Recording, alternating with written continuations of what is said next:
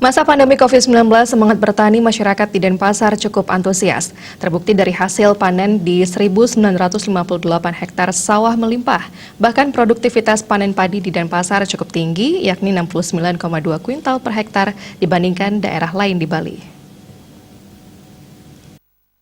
Dengan Kota Denpasar, IGD Ambara Putra, harga gabah paling mahal di Subak Denpasar Selatan dan Denpasar Barat rata-rata Rp350.000 per are. Sedangkan di Subak Denpasar Timur dan Denpasar Utara, harga gabah rata-rata Rp300.000 per are.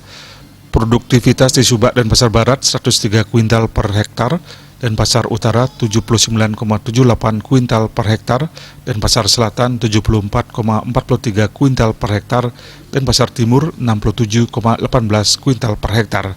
Hasil panen sekarang melimpah dan jualnya gampang karena kualitas gabah hasil panen cukup bagus.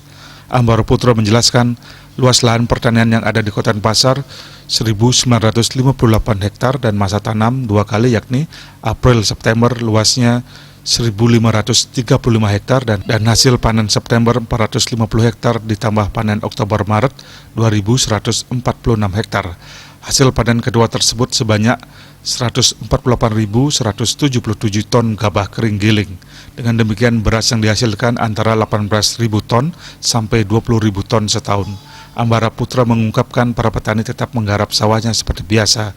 Jadwal tanam padi di Subak yang ada di Denpasar mulai April-September. Tanam padi di 35 Subak kurang lebih 1.958 hektar, sedangkan 90% dari luas lahan 1.700 hektar itu ditanam bulan Juni dan Juli.